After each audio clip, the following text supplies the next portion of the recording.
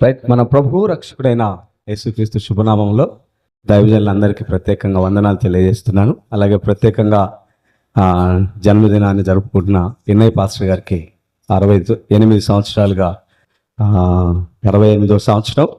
ఈ సంవత్సరం ప్రత్యేకంగా ప్రభు మీకు తోడై మరింత బలమును శక్తిని దయచేయాలని మనసారా కోరుకుంటున్నాం. అలాగే తోటి పెద్దలు ప్రెసిడెంట్ గారు వెస్లీ గారికి, అలాగే కమిటీ మెంబర్స్ అందరికి కూడా నా ప్రత్యేకమైన వందనాలు తెలియజేస్తున్నాను. Thank you. ఈ మంచి అవకాశం ఇచ్చిన దైవ సేవకులకు నా ప్రత్యేకమైన వందనాలు తెలియజేస్తున్నాం. విశ్వాసాలను మనం మాట్లాడించగలం కానీ సేవకులను మాట్లాడలేము. అవునా కదండి? చెప్పండి. సేవకులు మనం మాట్లాడగలుగుతామా? కష్టం. ఎందుకనంటే మనకు ఎలా ఉంటుందంటే, ఆయన నాకంటే బాగా చెప్తాడా, ఆయన నాకంటే బాగా వాడతాడా, ఆయన పరిచయం నాకంటే పెద్దదా, ఆయన కారు ఉందా, బండి ఉందా. సో మనం ఏమనుకుంటామంటే వీ కంపేర్ అనమాట. చిన్నగా మన మనసులో ఎక్కడో చిన్న చిన్న ఆలోచనలు మనం మెదిలాడుతూ ఉంటాయి కదా. కానీ మనమంతా కూడా ఆ ఘనమైన దేవుని పనిలోనే ఉన్నాం. దేవునికి మహిమ కలుగును గాక. ఆమేన్. పరిశుద్ధాత్మ దేవుడు మనల్ని ప్రేమించి ఆయా ప్రాంతాలకు మనం సరిపోతామని ఎంచి ఆయా తలాంతులు మనకిచ్చి ఎక్కడైతే మనం సరిపోతామో, ఎక్కడైతే మన పరిధి ఉంటే బాగుంటుందో అని మన పరిధిలో మనల్ని పెట్టి, నేను ఒక్కనే ఈ రాష్ట్రం అంతా చేయలేను, మీరొక్కరే రాష్ట్రం అంతా చేయలేము కనుక ఆయా స్థలాలలో పరిశుద్ధాత్ముడు మనల్ని పెట్టి ఆయన పరిచర్యలో మనం వాడుకుంటూ ఉన్నాడు. అందుకనే పౌలు కొరింథీ పత్రికలో అంటాడు, ఆత్మ వారి వారి సామర్థ్యం కొలది తన ప్రణాళిక ప్రకారం, తన చిత్త ప్రకారం, తన నిర్ణయం చొప్పున కృపావరాలను సామర్థ్యాలను పంచి పనిచేస్తున్నాడు. ఆమేన్. మనల్ని పిలిచిన దేవునికి మహిమ కలుగును గాక. మనల్ని ఏర్పాటు చేసుకున్న దేవునికి మహిమ కలుగును గాక. మనల్ని అభిషేకించిన దేవునికి మహిమ కలుగును గాక. మనల్ని వాడుకుంటున్న దేవునికి మహిమ కలుగును గాక. మరింతగా ఆయన మనల్ని వాడుకొనును గాక. Praise the lord. మంచిది. నాతో పాటుగా ఒక వాటను చదువుకుందాం రండి. యెహోషువ గ్రంథంలో నుంచి ప్రత్యేకంగా ఒక మాటను మీతో పంచుకోవాలని ఆశపడుతున్నాను. యెహోషువ గ్రంథము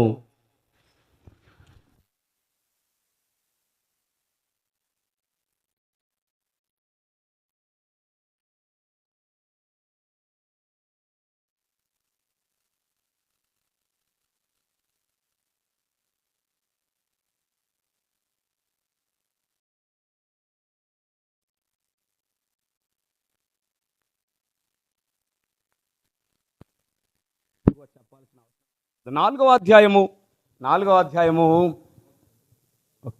ఓకే 4వ అధ్యాయంలో నుంచి ఒక మాటను మనం ధ్యానం చేసుకుందాం. ప్రత్యేకంగా 4వ అధ్యాయం 14వ వచనాన్ని చదువుకుందాం. 4వ అధ్యాయము మీ అందరి నిమిత్తం నేనే చదువుతాను. 4వ అధ్యాయము 14వ వచనం. ఆ దినమున యెహోవా ఇశ్రాయేలీయులందరి ఎదుట యెహోషువను గొప్ప చేసిన గనుక వారు మోషేను గౌరవించినట్లు అతని బ్రతుకు దినములన్నిటను అతనిని గౌరవించిరి.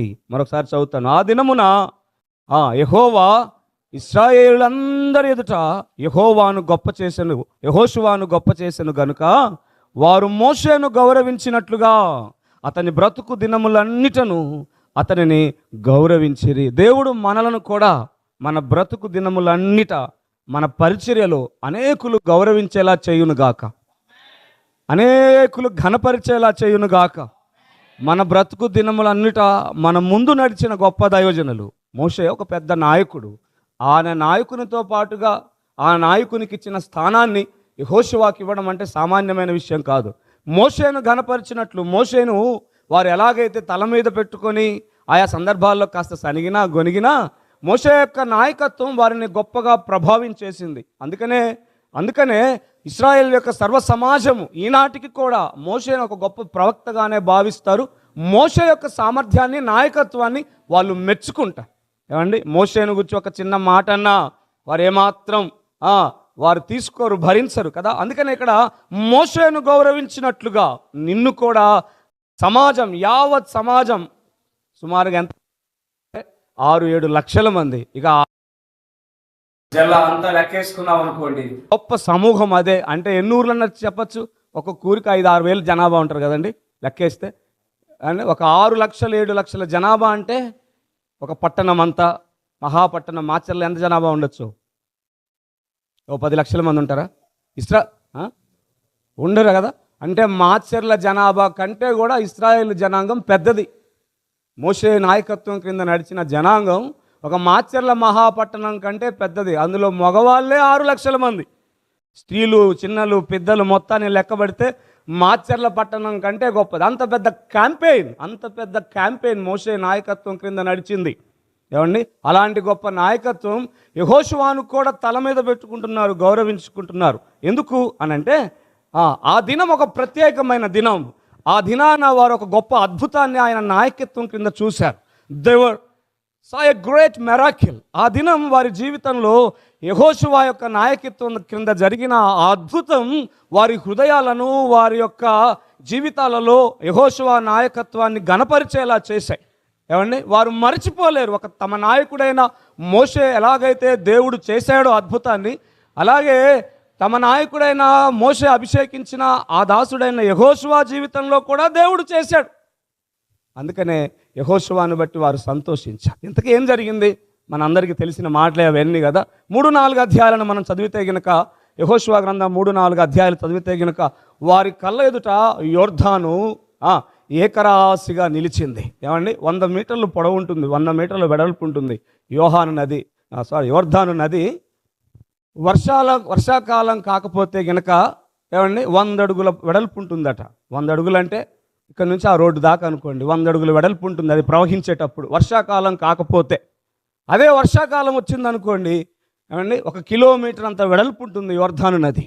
వెడల్పు నేను చెప్తుంది, పొడవు గురించి చెప్పట్లేను. అది ప్రవహించే దూరం చాలా బారుగా ఉండొచ్చేమో, కానీ వారు దాటాలనుకున్న పరిధిలో యొర్దాను యొక్క వెడల్పు 1 కిలోమీటరు 1000 ఏమండి కిలోమీటర్ అన్నమాట. అంత పెద్ద వైశాల్యం కలిగిన యొర్దాను నది వారి ఎదుట ఏకరాశిగా నిలిచింది. ఆమేన్. యొర్దాను అనుభవం ప్రతి దైవజనుని జీవితంలో ఉండాలి. ఏమండి, ప్రతి దైవజనుని జీవితంలో యొర్దాను అనుభవం ఉండాలి. యొర్దాను అనుభవం గుండానే మనం ప్రయాణం చేయాలి. We need to travel through the Jordan experience. ఆ యొర్దాను అనుభవం గుండా ప్రయాణం చేసినప్పుడే దేవుడు మన ఆత్మీయ జీవితాలను అందరి ఎదుట గొప్ప చేస్తాడు. ఆమేన్. యొర్దాను అనుభవాన్ని కాదన్నామనుకోండి, గొప్ప చేయబడం, ఘనపరచబడం. యొర్దాను 2 గొప్ప అనుభవాలను కలిగి ఉంటుంది, 2 గొప్ప పాఠాలను నేర్పిస్తుంది. అందుకనే యొర్దానుని యెహోషువ నిలవబెట్టాడు. నువ్వు ఆగిపోవాలి అని అనగానే అది ఆగిపోయింది. దేవునికి మహిమ కలుగును గాక. అంత పెద్ద నది. ఏమంటే అక్కడ అంటాడు చూడండి, ఏమంటున్నాడు? 3వ అధ్యాయం 14వ వచనం అంటున్నాడు, కోతకాలమందు యొర్దాను దాని గట్ల మీద ఏమంటండి పొర్లి పారుతుందట. అది ప్రవహిస్తున్న ఆ ఉధృతిని చూస్తే గుండెలు అవిసిపోతాయి. అంత పెద్ద ప్రవాహంగా యొర్దాను ప్రవహిస్తూ ఉంటుంది. అటువంటి యొర్దాను దగ్గరికి యెహోషువ ఆ క్యాంపెయిన్ మొత్తాన్ని తీసుకొని పోతున్నాడు. అక్కడ ఈ అద్భుతం జరుగుతుంది. మొత్తం మీద దేవుడు మనల్ని ఏం చేయాలి చెప్పండి? ఏమండి, మన చుట్టూ ఉన్న సమాజం మనల్ని గౌరవించాలి. ఏంది నా గౌరవం ఇయ్యరు అని అడిగేది కాదు గౌరవం. దేవుడు మనల్ని తల ఎత్తాలి. దేవుని యొక్క అభిషేకం ఒకరు వద్దన్నా మనల్ని తలెత్తుతుంది. ఒకరు మనల్ని గౌరవించాలని కాదనుకొని పోయినా ఆ అభిషేకం, ఆ హస్తము, ఆ గొప్ప కార్యాలు అనేకులు ఎదుట మన తలను ఎత్తేలాగా వారు మనల్ని ఘనపరిచేలా చేస్తాయి. అదే ఎక్స్పీరియన్స్ యెహోషువ జీవితంలో దేవుడు చేస్తున్నాడు. ఆరంభ పరిచర్యలో దీన్ని చేస్తున్నాడు. చాలా బిగినింగ్ మినిస్ట్రీస్లో దేవుడు దీన్ని చేస్తున్నాడు. ఇప్పటికే మీరందరూ చాలామంది, నేను ఈ మాటలు చెప్తున్నానంటే ఇక్కడ ఉన్న వాళ్ళందరికంటే గొప్పవాడిని నేను కాదని నాకు తెలుసు. యోగ్యులు చాలా పెద్ద సేవకులు ఉన్నారు, వాళ్ళని కాదని నాకు దొరికిందని అంటే వారు నాకంటే బాగా మాట్లాడారని ఏం కాదు. ఏమంటే చిన్నవాడిని నాకు కూడా ప్రేమించే అవకాశం ఇచ్చినందుకు చాలా వందనాలు. ఆయా సందర్భాల్లో ఈ సహవాసానికి యాక్చువల్గా ఏ పాస్టర్ ఫెలోషిప్కి నేను వెళ్ళేవాడిని కాదు ఇంతకు ముందు, కానీ సహవాసానికి వచ్చాక కొన్ని విషయాలు, ఆత్మీయ క్రమం, ఇవన్నీ బాగా నచ్చాయి నాకు. ఆయా సందర్భాల్లో మిస్ అయిపోతూ ఉంటాం. ఎందుకనంటే ఎప్పుడు చూసినా మోహన్ అన్న, మేము సువార్తకి వెళ్తాం ప్రతి నెలలో, ఒక వారం రోజులు ఏజెన్సీ ప్రాంతానికి వెళ్తాం. ఆ ఏజెన్సీ ప్రాంతానికి వెళ్ళిన సమయంలోనే మోహన్ అన్న మీటింగ్లు అరేంజ్ చేస్తూ ఉంటాం. ఏమంటే ఆ రోజు మిస్ అయిపోతూ ఉంటాం. ఈ పోయినసారి కూడా అన్న ఫోన్ చేసి, అన్న మీరు కొన్ని మాటలు పంచుకోవాలంటే అక్కడ ఉన్నాను. అరకు పాడేరు ప్రాంతంలో ప్రతి మాసం చివరి వారంలో అటు సువార్తకి వెళ్తాం అన్నమాట. సో దేవుడు ఇచ్చిన ఈ అవకాశాన్ని బట్టి ఎంతో స్తుతిస్తున్నాను. మొట్టమొదటిగా మొత్తం మీద యెహోషువ జీవితాన్ని దేవుడు గణపరుస్తున్నాడని చెప్పుకున్నాం. అలాగే మన పరిచర్యలలో మన చుట్టూ కూడా ఏమండి అద్భుతం యెహోషువను గణపరచడం కాదు, చుట్టూ ఉన్న రాజుల యొక్క గుండెలు అవిసిపోయేలా చేశాయి, గడగడలాడించాయి, భయభ్రాంతులయ్యారు. యెహోషువ నాయకత్వాన్ని చూడగానే వారి గుండెలు అవిసిపోయాయి, వారికి ధైర్యం చాలలేదు. అమ్మో, మోషేనే అనుకున్నాం రా, ఇప్పుడు ఇంకొకటి తయారయ్యాడు. మోషేనే అనుకున్నాం, ఇంకొకటి తయారయ్యాడు, వాడు పోయాడులే అనుకున్నాం, ఏమైపోయాడు? ఆ కొండ మీద జాడా లేడు, పత్తా లేదు, శవం దొరకలేదు, ఏం దొరకలేదు, అమ్మాయి ఆ ఊపిరి పీల్చుకుందాం అనుకున్నాం, కానీ ఇంకొకడు తయారాడు అనుకున్నాడు. చూడండి 5వ అధ్యాయంలో అంటున్నారు కదా, ఏమండి, ఇశ్రాయేలు పట్ల వారు చేసిన కార్యాన్ని చూసినప్పుడు 5వ అధ్యాయం 1వ వచనం, వారు దాటుచుండగా ఇశ్రాయేలు ఎదుట నుండి యెహోవా యొర్దాను నీళ్లను ఎండి చేసి ఆ సంగతిని రాజులు విన్నారట. కింద అంటున్నాడు చూడండి, వినినప్పుడు, పరిశుద్ధాత్మ దేవుడు ఎంత గొప్పగా రాయిస్తున్నాడు చూడండి. వారు వినినప్పుడు గుండెలు గుండెలు గుండెలు మన చుట్టూ వాళ్ళున్న గుండెలు చెదిరిపోవాలా? ఆమేన్. వద్దా? మాట్లాడరే మరి. మన చుట్టూ జరుగుతున్న పనిని, దేవుడు జరిగిస్తున్న పనిని చూసి మన చుట్టూ మనల్ని భయపెట్టాలనుకున్న రాజులు, మన మీదకు దండెత్తాలనుకున్న శత్రువు, మన మీదకు దండెత్తాలనుకున్న పరిస్థితుల యొక్క గుండెలు అవిసిపోవును గాక. ఏమండి, ఇంకా ఏమంటున్నాడు చూడండి, గుండెలు చెదిరిపోయాయట. ఇశ్రాయేలీయుల భయము చేత వారికే మాత్రము ధైర్యమే లేదు. ఇంకా చెప్పనా అండి, తలుపులన్నీ వేసేసుకుంటారు. వీళ్ళు వస్తే ఈ దండు పడితే మొత్తం కథం, మన ఇల్లు మన వాకిళ్ళు అన్నీ తగలబెట్టిపోతారు. ఈ మంద మామూలు మంద కాదు, ఇది మొత్తం తగలబెట్టి బంగారం ఎత్తుకొని పోతారు. మిగిలినదేమో అంత కాల్చి పడేస్తారు. అందుకనే వీళ్ళు రాకుండా ప్రాకారాలను మూసివేస్తున్నారు, తాళాలు వేసుకుంటున్నారు, గడియలు వేసుకుంటున్నారు, కావలి వాళ్ళని నియమించుకుంటున్నారు. వీళ్ళు ఏం చేస్తున్నారో జాగ్రత్తగా గమనించండి అని చెప్పి కావలి వాళ్ళని నియమించుకుంటున్నారు. అంత గొప్ప కార్యాలను దేవుడు చేశాడు. ఆమేన్, ఆమేన్. నీ నా జీవితంలో కూడా అటువంటి అద్భుతం చెయ్యును గాక. నీ నా పరిచర్యను కూడా మన చుట్టూ ఉన్న ప్రజలు, ఏమండి, కొన్ని ఏళ్ళు మాకు స్థలం ఇచ్చినామా, మాకు నిద్ర పట్టకుండా చేసింది. స్థలం ఆమె ఇచ్చింది ప్రేమించి, మందిరం కొరకు. స్థలం ఇచ్చిన కొంతకాలానికి ఏమైందో ఏంటో తిరుగుబాటు స్టార్ట్ చేసింది. వీళ్ళకి పనికి మాలను అనవసరంగా ఇచ్చా, వీడి బండి మీద పోతుంటే చచ్చిపోను, వీడికి యాక్సిడెంట్ అవను, కొంచెం మట్టి పడగానే ఆ మట్టి అంతా ఎత్తిపోసేది. పనికి మాలలో మట్టి మా స్థలంలో పోస్తున్నారు. ఓహో, ఇక సుప్రభాత సేవ వినలేము. ఏమండి, మట్టి పడ్డా, కందులు పడ్డా, చిన్నది ఏది పడ్డా ఎంత గొడవ ఉండేదో. కానీ దేవుడు ఏం చేశాడో తెలియదండి. ఏ జబ్బో కూడా తెలియదు ఆమెకి. ఎన్ని పరీక్షలు చేసినా జబ్బు తేలట్లేదు. అంత భయము ఆందోళన కంగారు, భయము ఆందోళన కంగారు. తింటే వంట పట్టదు, నిద్ర రాదు. అన్ని టెస్టులు చేస్తే ఏది ఉండదు. ఎందుకు ఉండిద్ది? అది జబ్బు కాదు. భయం అయితే, జబ్బు అయితే టెస్టుల్లో తేలిద్దండి. భయాలు ఎందుకు తేలుతాయి చెప్పండి? భయాలు తేలవు, పరీక్షల్లో తేలుతాయి, దేవుడి దగ్గర తేలుతాయి అన్నీ. ఆమేన్. ఆ భయం వచ్చి దేవాలయంలో కూర్చోబెట్టింది. నాయన ప్రతిరోజు నా మీద చేయి పెట్టి ప్రార్థన చేయవా అని అడిగి, దేవునికి స్తోత్రం, హల్లెలూయా. ఎన్నో రోజులు పక్కన బల్లెంలో ఉన్న బాధలన్నీ పోతే ఎంత ఆనందంగా ఉండిద్దండి. ఇంకా ఆనందం అమ్మగారు ఉన్న పలావ్ కంటే బాగుండిద్ది. దేవునికి స్తోత్రం, హల్లెలూయా. ఎంత గొప్ప ఆనందం కదా. పక్కనున్న శత్రువులందరూ అలాగూ చేయాలి, దేవుడు అలాగూ చెయ్యును కాక. నా దేవుడు, నిన్ను నన్ను పిలిచిన దేవుడు, నిన్ను నన్ను అభిషేకించిన దేవుడు, నిన్ను నన్ను నడిపిస్తున్న దేవుడు యెహోషువకు తోడై ఉన్నట్లుగా నీకు, నాకు, నీ పరిచర్యకు, నా పరిచర్యకు తోడై చుట్టూ ఉన్నవారు అవిసిపోయేటట్లుగా, భయభ్రాంతులయ్యేటట్లుగా చెయ్యునుగాక. మిగిలిపోయిన ప్రాకారం ఒక్కటి కూడా లేదు యెహోషువ కాలంలో. ప్రతి ప్రాకారాన్ని యెహోషువ స్వాధీనపరుచుకున్నాడు. యుద్ధమే చేయలేదండి. ఈట పైకెత్తగానే కూలిపోయి, చేయగానే గోడలు అన్నీ కూడా కళ్ళ ఎదుట కూలిపోయాయి. శత్రువులందరూ మూకుమ్మగా దండెత్తితే యుద్ధానికి సమయం సరిపోదేమోనని, సమయం చాలదు సూర్యుడా, ప్రయాణం చేయి, మాకు యుద్ధం ఆగిపోలేదు, ఇంకా అయిపోలేదు, ప్రయాణం చాలదు, శత్రువు మీద నేను పగ తీర్చుకుని వరకు సూర్యాస్తమం అవ్వకూడదు, కాసేపు నువ్వు అట్లా ఆగు, నా పనంతా పూర్తి చేసిన తర్వాత నువ్వు మళ్ళీ సూర్యాస్తం అవదు అని చెప్పి ఆపగానే ఆయన కూడా ఆగిపోయాడు. దేవునికి మహిమ కలుగును కాక. ఇంతకీ ఏం చేశాడు యెహోషువ? 3-4 అధ్యాయాలను చేస్తే, ధ్యానం చేస్తే జాగ్రత్తగా కొన్ని మాటలు చెప్పి నేను ముగిస్తాను. మొట్టమొదటిగా యెహోషువ చేసిన గొప్ప విషయం ఏంటో తెలుసా అండి? మందసాన్ని ఎత్తుకొని ఉండమని ఈ యాజకులకు ఆజ్ఞాపించాడు. చూడండి అక్కడ మనం చూద్దాం. 4వ అధ్యాయం 6వ వచనంలో, 3వ అధ్యాయము 4వ అధ్యాయం 6వ వచనం, అక్కడ మనం ఒక మంచి మాట చదువుకుందాం చూడండి. 3వ అధ్యాయం 6వ వచనం చదువుకుందామా? మీరు నిబంధన మందసము ఎత్తుకొని. ఆ, అక్కడ రెండు ప్రత్యేకమైన విషయాలు నేను చెప్తాను. ఒకటి, యెహోషువ చేసిన గొప్ప విషయం, మొట్టమొదటి విషయం ఏంటంటే దేవుడు తనను గొప్ప చేయడానికి, తన చుట్టూ ఉన్న శత్రురాజులు భయపడేలా చేయడానికి, దేవుడు ఏదైతే స్వాస్థ్యాన్ని ఇచ్చాడో దాన్ని స్వతంత్రించుకోవడానికి. యెహోషువ ఈరోజు మనకు సాదృశ్యంగా ఉన్నాడు. దేశాలను స్వతంత్రించుకునేవారుగా, ప్రజలను స్వతంత్రించుకునే వారంగా మనం ఉండాలి. బాప్తిస్మ అనుభవం గుండా తీసుకొచ్చిన ప్రజలకు స్వాస్థ్యాన్ని పంచిపెట్టాలి.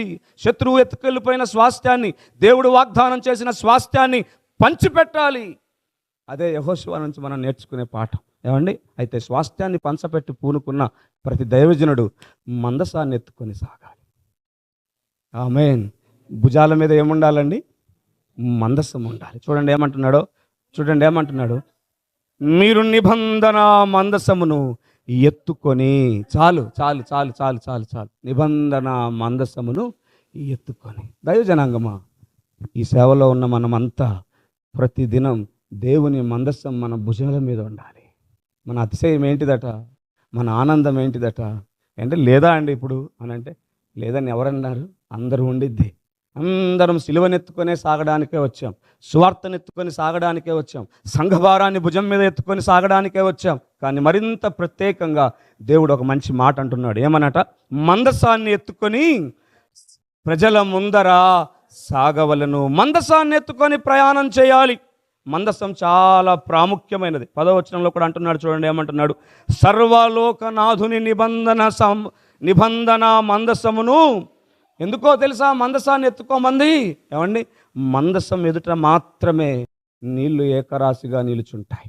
చూడండి 4వ అధ్యాయంలో అంటున్నాడు, ఆ ప్రత్యేకమైన మాట చెప్తాడు. చూడండి 4వ అధ్యాయం 6వ వచనంలో, 4వ అధ్యాయం 6వ వచనంలో, యెహోవా మందసమును ఎదుట యొర్దాను నీళ్లు ఏకరాశిగా ఎక్కడ నిలబడ్డాయట? అండి? మనల్ని చూసి ఆగుతాయా నీళ్ళు? గాడిదకి ఏముంది ఘనత? ఆ గాడిద మీద ఆయన ఉన్నందుకు వస్త్రాలు పరిచారు, జై అన్నారు. అంతేనండి? ఇంక నెల అయితే దంచుతాం మెసేజ్లు. ఇంకా ఏం మెసేజ్లు? ఈ గాడిద, ఆ గాడిద, అడ్డగాడిద, కంచరగాడిద, నిలువు గాడిద, ఎన్ని గాడిదలు ఉంటే బైబిల్లో ఎన్ని గాడిదలు ఉన్నాయి అన్నీ ఎతుకుతాం. ఇంకా ఆ గాడిద నువ్వే, ఈ గాడిద నేనే అని చెప్తా ఉంటాం అందరికి. మనం గాడిదకే ఘనత ఉంది. యేసయ్య దాని మీదకి ఎక్కితేనే ఘనత వచ్చింది. హల్లెలూయా. మనల్ని పిలిచిన దేవునికి మహిమ కలుగును గాక, అభిషేకించిన దేవునికి మహిమ కలుగును గాక, వాడుకునే దేవునికి మహిమ కలుగును గాక, తన మహిమార్థం వాడుకొనును గాక. హల్లెలూయా. మందసం భుజం మీద ఎత్తుకోవాలండి. మందసం ఎప్పుడు మన షోల్డర్స్ మీద కలిగి ఉండాలి. మందసంతో చాలా జాగ్రత్తగా ఉండాలి సుమా. మందసంతో చాలా జాగ్రత్తగా. మందసం అంటే ఎవరు మనందరికీ తెలుసు కదండి. ప్రభు అయిన యేసుక్రీస్తే మన మందసం కదా. చూడండి అక్కడ అంటాడు, సంఖ్యాకాండం 10వ అధ్యాయం 33వ వచనంలో ఒక గొప్ప మాట అంటాడు. ఏమండి? ఈ సంవత్సరం దేవుడు నాకు 2 పనులు చెప్పాడు. ఆ 2 పనులు చేయాలని చాలా ప్రయాసపడతా పరిగెడతా ఉన్నా. కొన్నిసార్లు చేయలేకపోతున్నా. మనం ఎంత బలహీనులం అంటే, అందరం బలహీనులమే మనం. ఎందుకని చెప్పనా? దేవుడు చెప్పిందే సరిగ్గా చెయ్యం మనం. చేస్తామా? ఏమన్నా మీకైతే నాకు తెలియదు, కానీ నేనైతే మాత్రం చాలాసార్లు ఆయన చెప్పింది సరిగ్గా చేయనే. బైబిల్ ద్వారా నడుచుకుంటా మనం ప్రయాణం చేసుకుంటూ వెళితే, అంటే బైబిల్ను ధ్యానం చేసుకుంటూ వెళ్ళామనుకోండి, ఒక్కొక్క నాయకుని యొక్క జీవితాన్ని మనం చూస్తే మన హృదయాలను వెచ్చనపరుస్తాయి, మన హృదయ భారాలను అధికం చేస్తాయి, మన ఆత్మీయతను ప్రభావితం చేస్తాయి. మోషేను గూర్చిన భాగాలను చదువుతూ ఉంటే దేవుడు ఆజ్ఞాపించినదంతా చేశాడట. అదేం గొప్పలేండి, అట్లే చేశాడట. ఆజ్ఞాపించి చేయడం అంటే పెద్ద గొప్ప ఏం కాదు. ఏదో రకంగా చేస్తాం. అరే బట్టలు తీసుకురారా అన్నాం అనుకోండి, కింద పడేసైనా తెస్తాడు, మడత పెట్టైనా తెస్తాడు, సంకలు పెట్టుకునైనా తెస్తాడు. అది కాదు, అరే నలగకుండా తేరా అన్నాం అనుకోండి, అప్పుడు కదా పరీక్ష వాడికి. అరే ఇస్త్రీ దగ్గరికి వెళ్ళి అట్టనే తీసుకురా అన్నాం అనుకో, వాడు తెచ్చే లోపల ఎట్టొస్తాయో కూడా అర్థం కాదు. చర్చిలో పిల్లోడికి ఇస్తే ఏమండి, వాడు వచ్చే లోపల దాన్ని ఏదో ఒకటి చేస్తాడు. ఏందిరా ఇట్ట అయిందని, నాకేం తెలుసు అయ్యగారు, ఇస్త్రీ ఆయన అంతే తెచ్చానండి అని. అలా ఉండిద్ది మన పరిస్థితి. కానీ దైవజనుడైన మోషే జీవితాన్ని చూస్తే 2 పనులు చెప్పాను అన్నాను కదండి. దేవుడు నాకు చెప్పిన మొట్టమొదటి పని ఏంటంటే, కూర్చొని బైబిల్ చదువు, ఇంకేం చేయమాకన్నాను. అంటే ఇంతవరకు చదవలేదా అని అంటే, నేను రక్షించబడి దగ్గర రుమారుమై 2001లో నమ్ముకున్న 25 ఏళ్ళు అయింది. ఈ 25 ఏళ్ళ జీవితంలో ఒక 18-20 సార్లు చదువుంటాను బైబిల్ని, కానీ ఏం అర్థం కాలేదు. కానీ ఈ సంవత్సరం దేవుడు నాతో చెప్పిన పని ఏంటంటే కూర్చొని ఒళ్ళు దగ్గర పెట్టుకొని చదువు అన్న. సరే అయ్యా, ప్రతి అధ్యాయం నుండి అధ్యాయం రాసుకో అని చెప్పాడు. సరే అయ్యా, ప్రతి అధ్యాయంలో ఏముందో రాయి అని అన్నాడు. సరే అయ్యా అని కూర్చొని రాసడం ప్రారంభించాడు. రెండోది, ప్రతి నెల 15 రోజులు ఉపవాసం ఉండి ప్రార్థన చేయండి. అమ్మో బాబోయ్, అంటే 6 నెలలు. ఏమండి, 6 నెలలు ఒక పూట తినాలి. మా పాస్టమ్మ గారు అనిద్ది కదా, ఇప్పుడే సన్నగున్నా నేను లావుగున్నా, నువ్వు సన్నగున్నా నేను లావుగున్నా, నువ్వు సన్నగున్నా, మన ఇద్దరం పోతుంటే మీ ఆయన మీ తమ్ముడా అని అడుగుతారు. ఎందుకు వచ్చింది బాధ, నువ్వు దేవుడేమన్నా తినకుండా చేయమన్నాడా, ఏందో నీ ఆలోచన అని అంటూ ఉంటారు వాళ్ళు.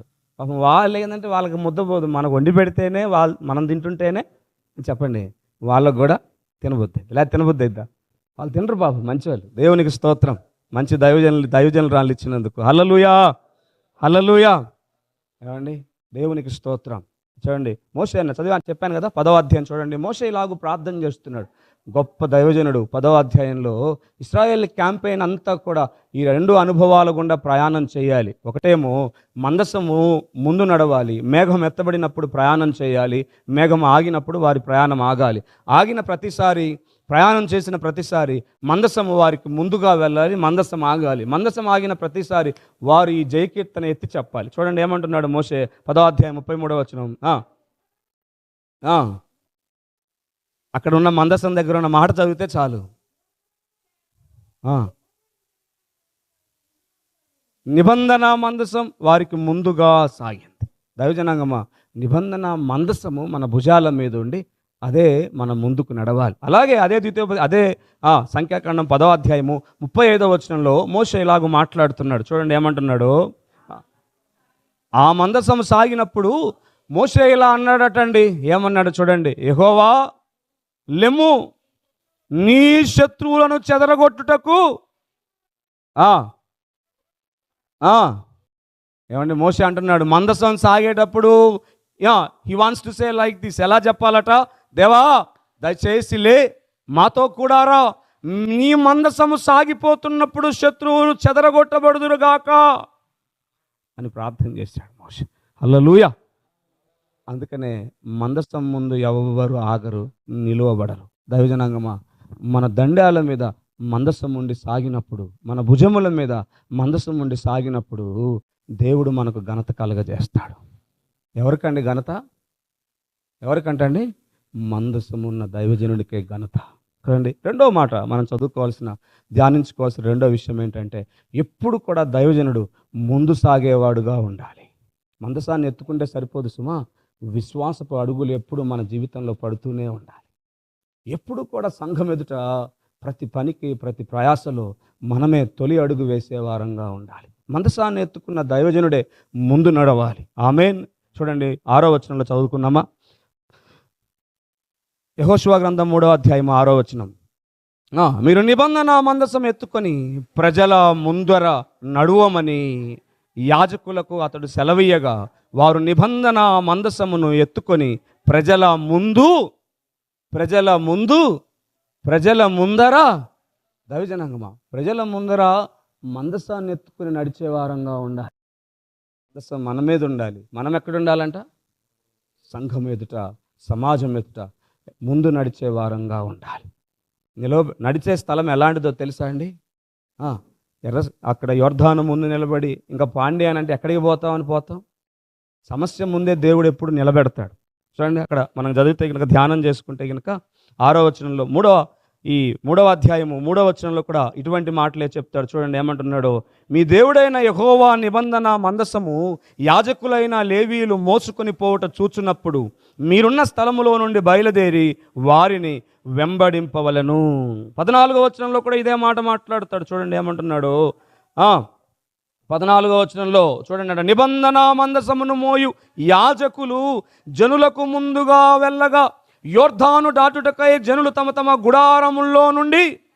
ఎంత అద్భుతమైన మాట అండి. మందసమును పట్టుకొని సాగుతున్న దైవజనుని వెంబడించడానికి గుడారాలలో నుంచి కూడా ప్రజలు బయటకు వస్తున్నారు. ఆమేన్. సంఘము మనలను ఎప్పుడు వెంబడిస్తుందో తెలుసా అండి? మందసం మన మీద భుజం మీద ఉండి విశ్వాసంతో మనం ముందుకు సాగుతున్నప్పుడు. ఏమండి, యెహోషువ ఒక గొప్ప నాయకుడు అండి. మీరు చదివితే యెహోషువ గ్రంథాన్ని అంతా మీరు చదివితే కనుక అతనికి ఒక మంచి అనుభవం ఉంది. ఏంటో తెలుసా? వేకునే లేచి ధ్యానం చేసే గొప్ప అనుభవం ఉంటుంది యెహోషువకి.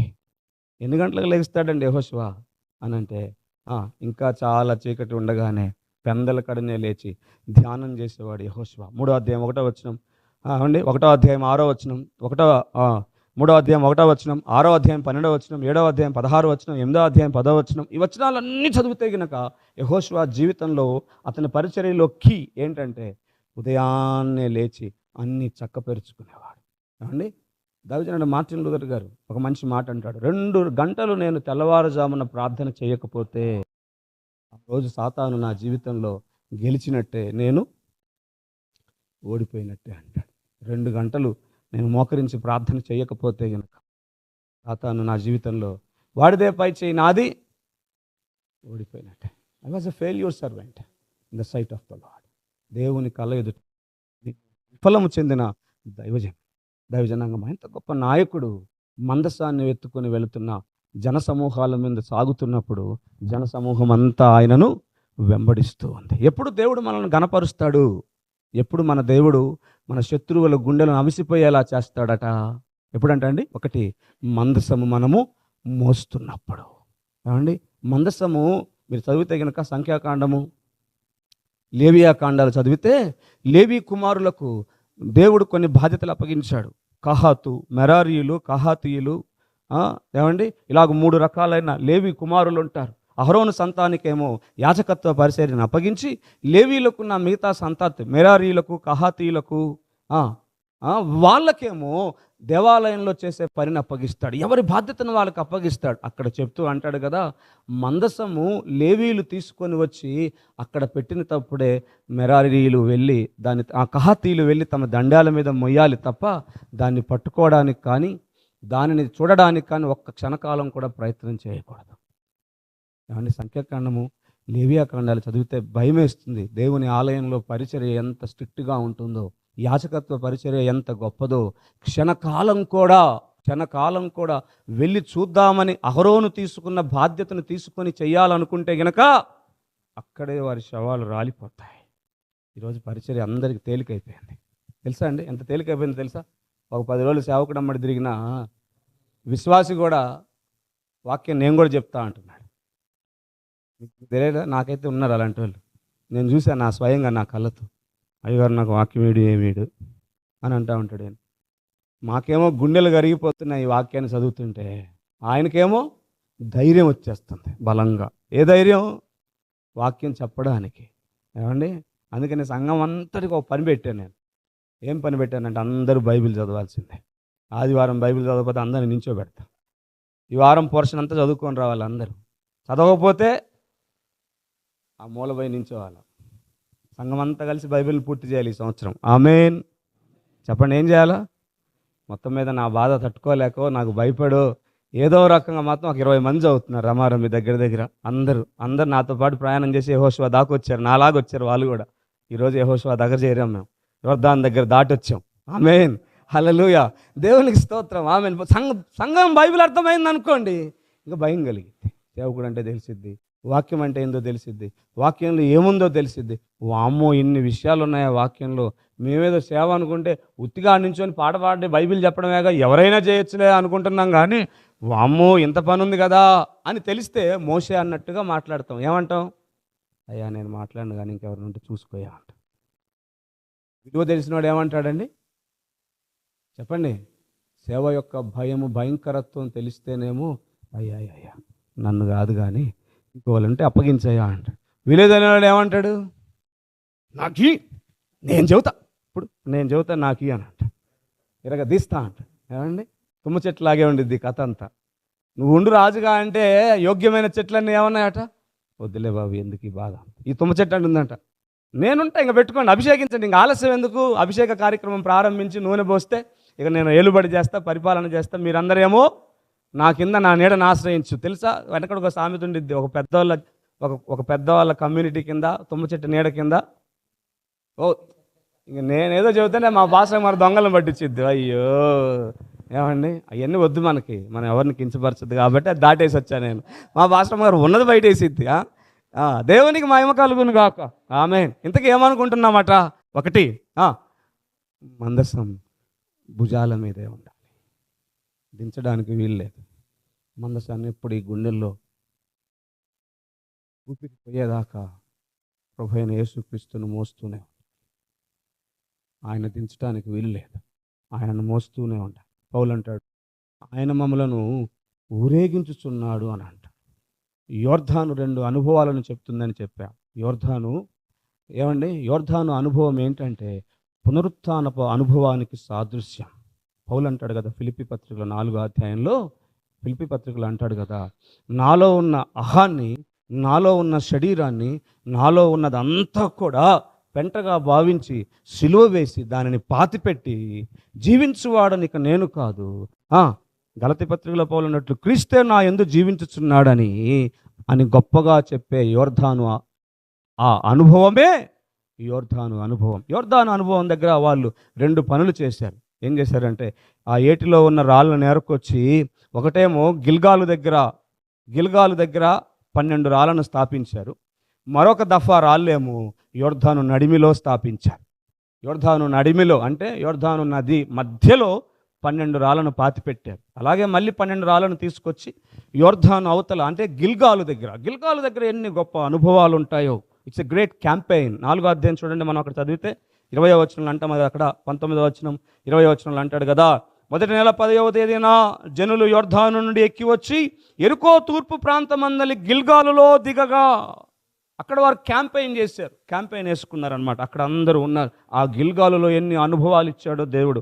అక్కడ ఈ 12 రాళ్ళను పాతి పెట్టారు, అంటే ఆ 12 రాళ్ళను స్థాపించారు. 2 ఎక్స్పీరియన్స్. ఇందాక నేను చెప్పాను కదా, యోర్ధానులో పాతిపెట్టిన రాళ్ళేమో మన గతాన్ని, మన ఆహారాన్ని, మన అతిశయాన్ని, మన యొక్క సమస్త శరీర సంబంధమైన వాటన్నిటినీ కూడా యోర్ధానులో పాతిపెట్టి పునరుత్థానపు అనుభవంతో సాగిపోవాలి.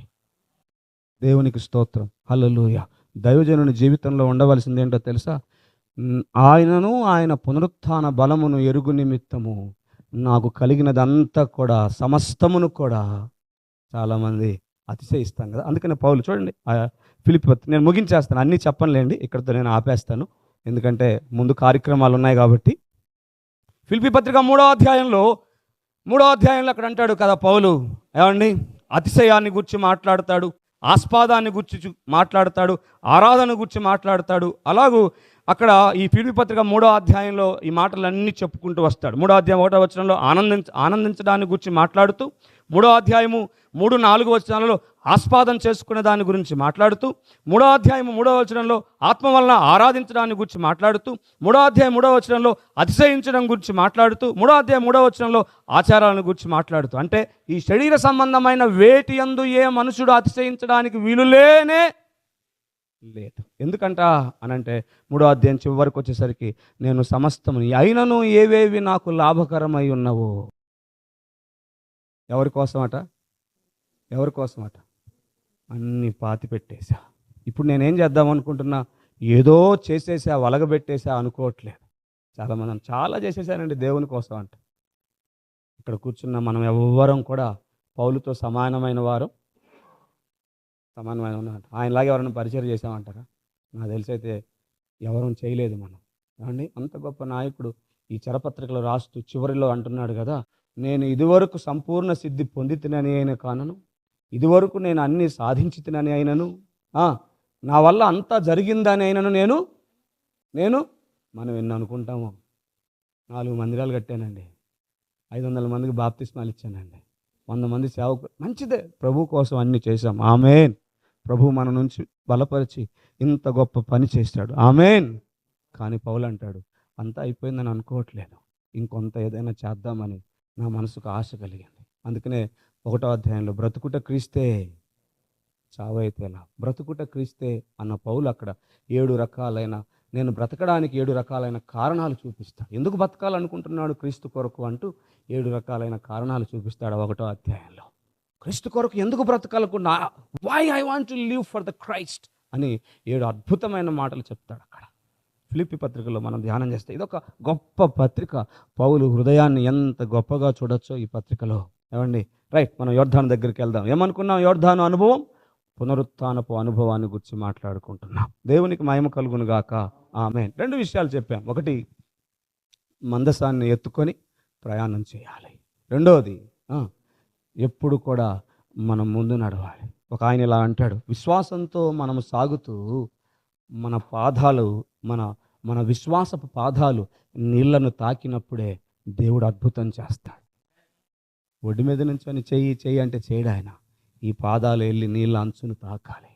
విశ్వాసపు అంచులు తాకినప్పుడే యొర్దాను నిలుస్తుంది తప్ప విశ్వాసపు అంచులతో సాగకుండా నువ్వు చీలుబడు నేను సాగుతా, నువ్వు ఆగిపో నేను ప్రయాణం చేస్తా, యొర్దాను నువ్వు ఆగిపో ప్రయాణం చేస్తా, నీకు ఒడ్డు మీద కూర్చొని ప్రార్థన చేశాను, ఆగిద్ది. అది ఎప్పుడు ఆగిద్ది?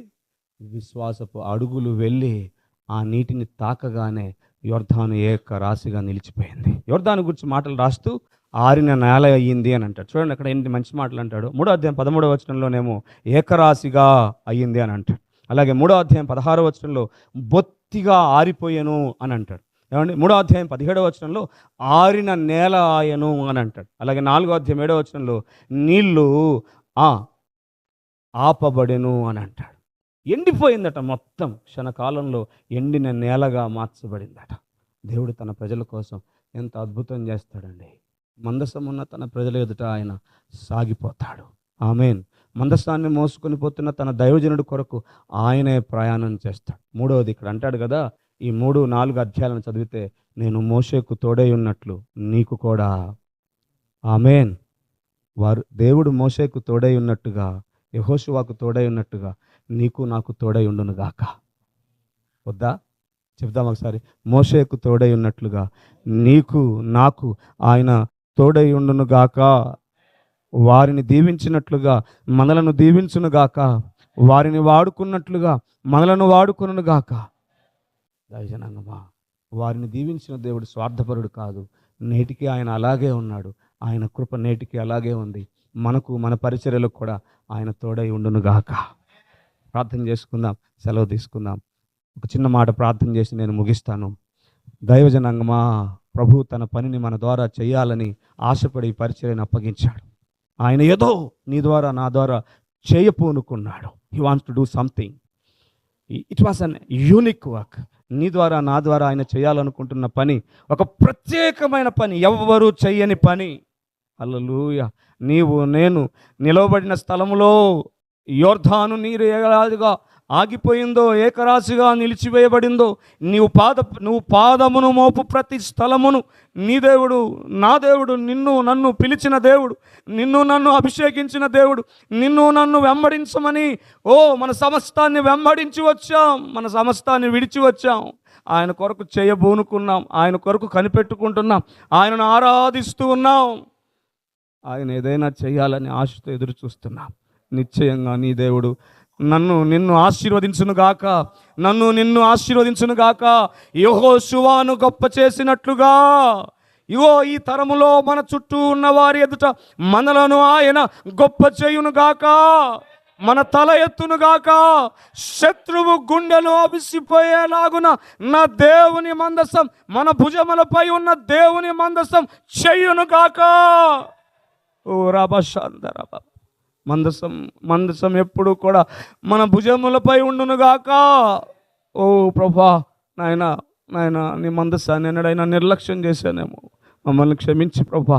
ఎల్లప్పుడూ నీ మందసాన్ని మా భుజాల మీద మోసుకొని సాగడానికి సహాయం చేయండి ప్రభా. ఈ పునరుత్థానపు అనుభవం అతిశయాలన్నీ కొట్టివేయబడును గాక, అహాలన్నీ కొట్టివేయబడును గాక, అహంకారములన్నీ కొట్టివేయబడును గాక. ఏవైతే యోగ్యమైనవో, ఏవైతే ఘనమైనవో, ఏవైతే గొప్పవని తలంచుచున్నామో అవన్నీ పౌలు ఫిలిప్పీ పత్రిక 3వ అధ్యాయంలో చెప్పినట్లుగా నా ప్రభు అయిన యేసుక్రీస్తు నిమిత్తం అదంతా పెంటతో సమానముగా చేయబడును గాక. ఓ హల్లెలూయా. ఆయన పునరుత్థానపు అనుభవాన్ని ఈ శరీరాలలో మోసుకొని పోదాం, ఊరేగిద్దాం. దేవుడు నీ కళ్ళ ఎదుట, నా కళ్ళ ఎదుట అనేకమైన యొర్దానులను నిలవజేయునుగాక. ఘనమైన తండ్రి, నిన్ను నమ్మి నీ పాదాల చెంత సేవ చేయడానికి వచ్చాం ప్రభా. ఈ లోకం యోగ్యమైందని మేము ఎంచలేదు. ఈ లోకంలో చాలా పనులున్నా ఆ పనులు ఘనమైనవని ఎంచలేదు కదా. మేము నీ పని ఘనమైనదని ఎంచి వచ్చామయ్యా. నీ పనిని అప్పగించడానికి అనేకుల కంటే మేము గొప్పవారమని నువ్వు అనుకోలేదు, కానీ ప్రభా నమ్మకమైన వారు అని అనుకొని నీ పనిని మాకు అప్పగించినందుకు స్తోత్రం. నమ్మకమైన నీ పనిని గొప్పగా చేయుదుముగాక. యెహోషువ వలె పెందల కడనే లేచి వ్యూహపరుచుకొని సైన్యాన్ని ఊహపరుచుకొని సైన్యానికి ఆదేశించి సైన్యమంతటిని నడిపించుకోవడానికి ఎల్లప్పుడూ నీ పాదాల చెంత కనిపెట్టుకుందుముగాక. నీ ఆదేశానుసారం 3వ అధ్యాయం 4వ అధ్యాయంలో నీ ఆజ్ఞ మేరకు ఇశ్రాయేలు చేసినట్లుగా, నీ వాగ్దానాలను నమ్మి ఇశ్రాయేలు చేసినట్లుగా మేమును చేయుదుముగాక. గొప్ప తండ్రి, మా పరిచర్యలో మమ్మల్ని గలపరచమని మిమ్మల్ని అర్థిస్తున్నాం, ప్రార్థిస్తున్నాం. మా ఎదుట అనేకమైన అద్భుతాలు చేయ యవన తరం మాది. నీకోసం వడిగా పరిగెత్తుదుముగాక, బలముగా పరిగెత్తుదుముగాక, అభిషేకంతో పరిగెత్తుదుముగాక, ఆసక్తితో పరిగెత్తుదుముగాక, భారభరితమైన గుండెలతో, సమర్పణతో, త్యాగముతో నాయనా నీ కొరకు మేము పరిగెట్టుదుముగాక. అభిషేకించి వాడుకోనండి నాయన. మా కన్నులెదుట అనేకమైన కార్యములు చేయమని దాసులందరూ ప్రేమించి అల్పుడైనా నాకు ఇచ్చిన ఈ అవకాశమును బట్టి వందనములు చెల్లిస్తాం. ఈ 3-4 అధ్యాయాలు మా ధ్యానాలలో మాకు ఆశీర్వాదకరంగా చేసినందుకు వందనములు చెల్లిస్తాం. ఈ దాసునైన నన్ను ఎల్లప్పుడూ నీ మందసాన్ని ఎత్తుకొని సాగడానికి సహాయం చేయమని, ప్రజలకు ముందు నడిచే భాగ్యాన్ని ఎప్పుడూ ఉంచమని నాయనా, నా ప్రజల ముందు, నా చుట్టూ ఉన్నవారి ముందు మా తల ఎత్తమని యేసు నామములో ప్రార్థించి వేడుకుంటున్నాము తండ్రి. ఆమేన్. అందరికి వందనాలు. Thank you.